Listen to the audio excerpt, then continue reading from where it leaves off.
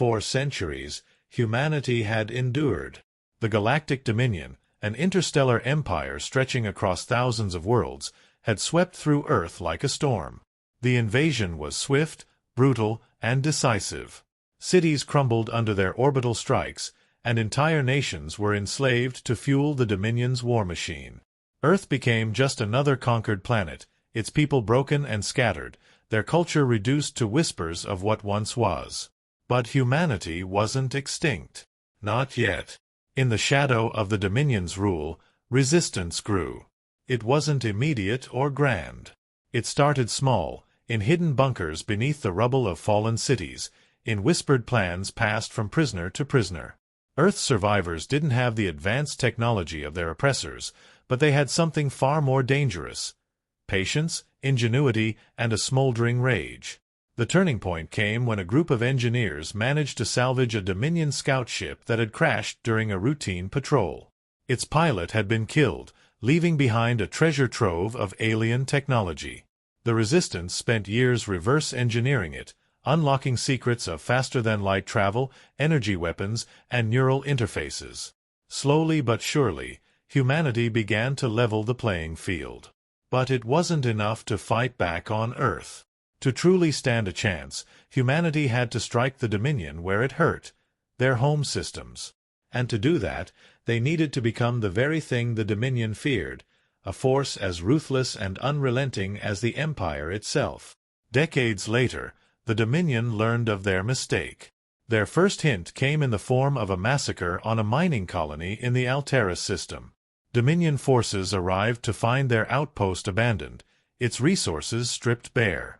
But it wasn't the loss of materials that unnerved them, it was the message carved into the walls of their command center.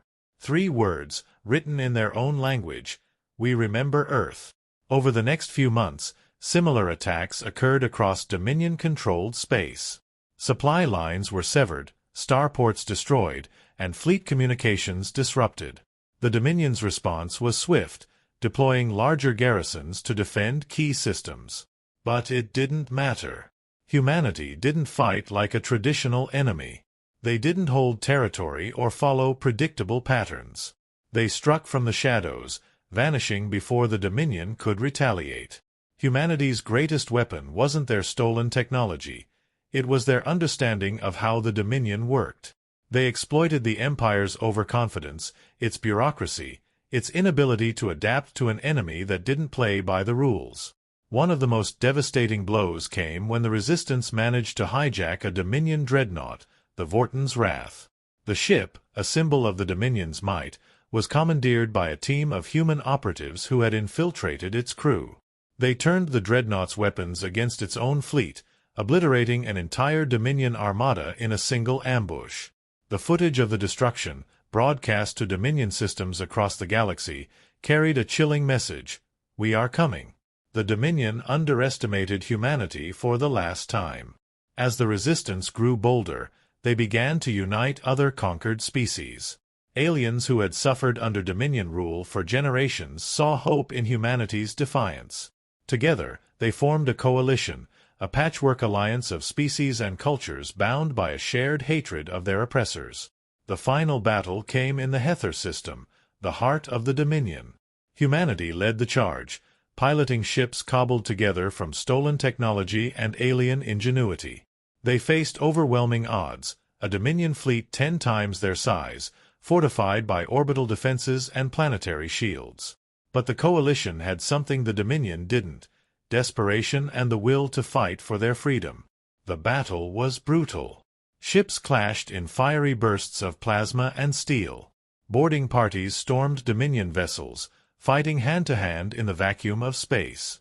Humanity's flagship, the Revenant, led the assault, its captain, an Earthborn woman named Commander Iris Hale, broadcasting a single message before plunging her ship into the Dominion Central Command Station: "For Earth. For freedom." The explosion that followed shattered the Dominion's fleet, tearing apart its command structure. With their leadership crippled and their forces in disarray, the once mighty Empire began to collapse. Planet after planet rose up in rebellion, inspired by humanity's victory. Earth wasn't the same as it had been before the invasion. It never would be. But for the first time in centuries, it was free. And so was the galaxy. Humanity became a symbol of resistance, a reminder that even the most powerful empires could fall when faced with determination and unity. Across the stars, their battle cry echoed in the hearts of the liberated. We remember Earth, and we fight back.